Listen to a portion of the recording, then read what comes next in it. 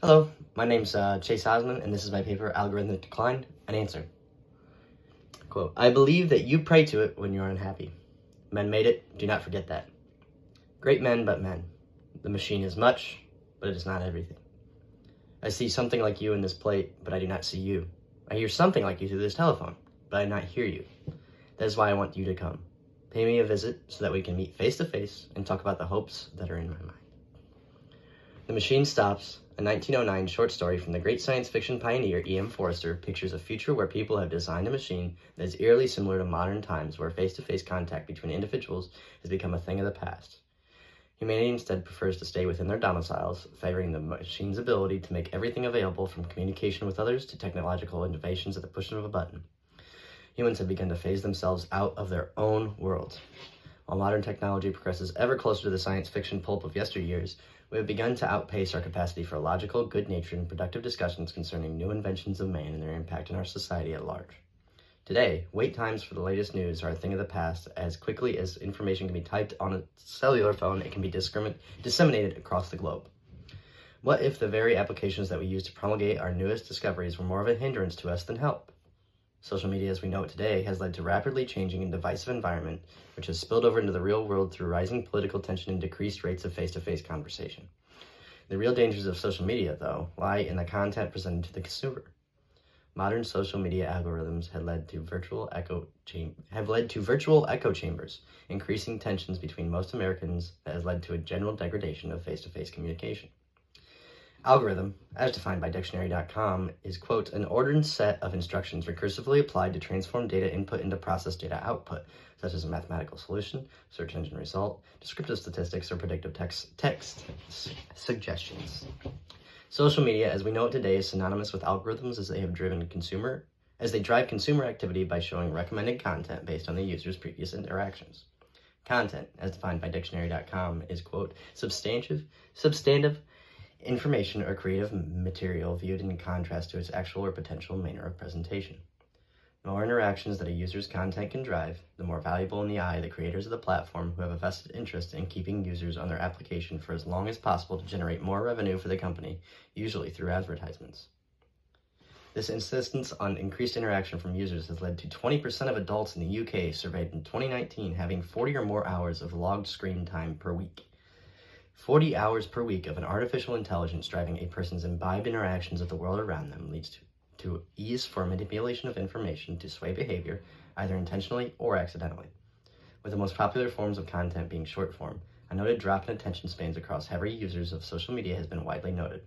Short form content, as defined by Hodak Marketing, an online web-driven marketing service aimed at content creation, is, quote, typically content that's under 1,200 words for text-based content or under 10 minutes for video-based content.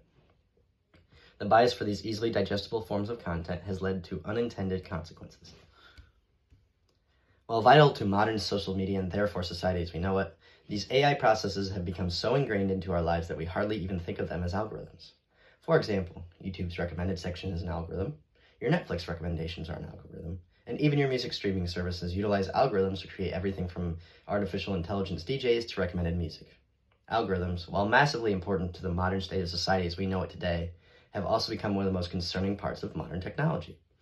These filter bubbles of content are only geared to what the consumer is interested in, which leads to an interesting sort of paradoxical relationship. The better that an algorithm becomes, and the more information that it provides to a user, the more it seems to reinforce bias and create polarization of opinions due to lack of dissenting takes. Take, for example, a random American that voted for Donald Trump and follows him and other members of his government on Truth Social, a social media platform designed, owned, and operated by Trump Media and Technology Group, of which President Trump is a majority stakeholder.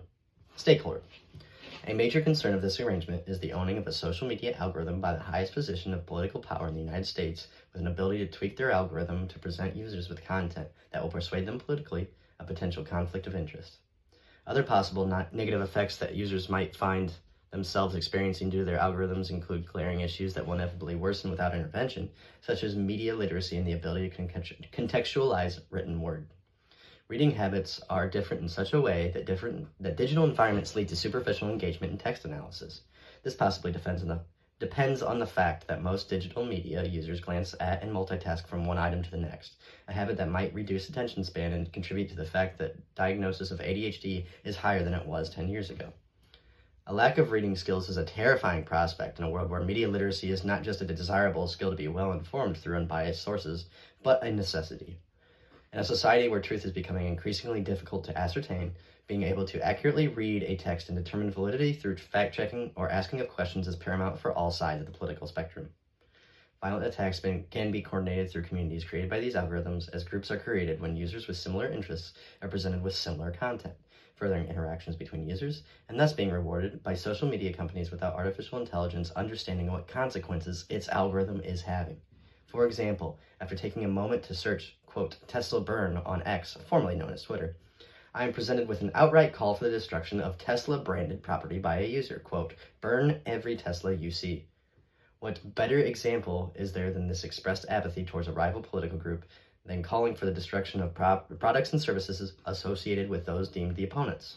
Most in-person conversations or discussions between those of separate political groups do not devolve to insults and calls for political action like those shared above.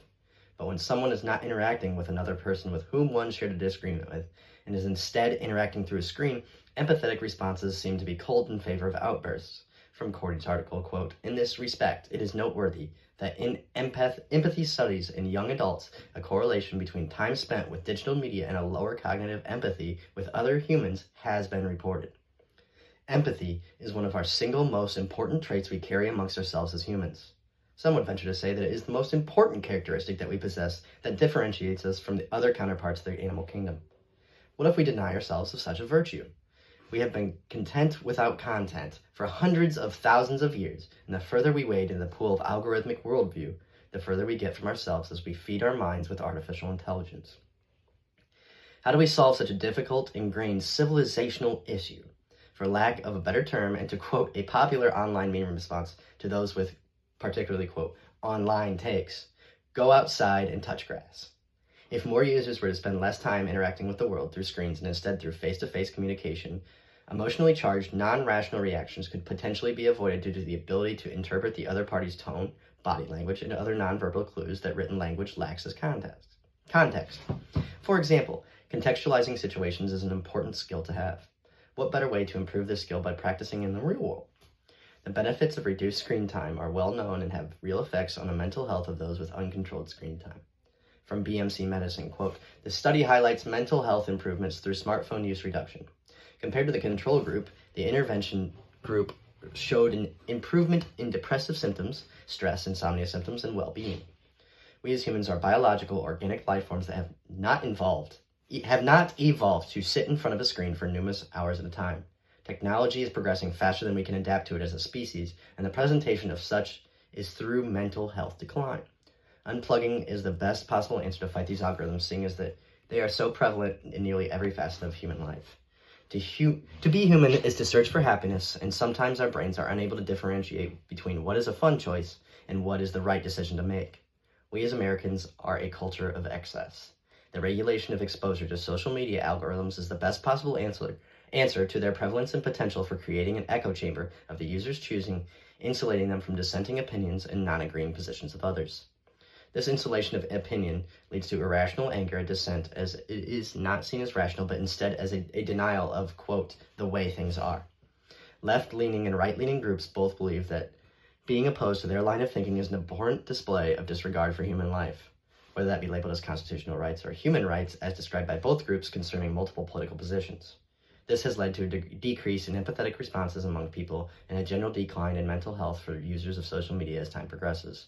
The best cure for this situation is for one to remove themselves from the situation as best they can by limiting their screen time to a reasonable amount and not for excessive periods. This will lead to improved mental health conditions, better general mood, and an ability for us to begin to heal our souls from the emotionally artificial and unintelligent creations.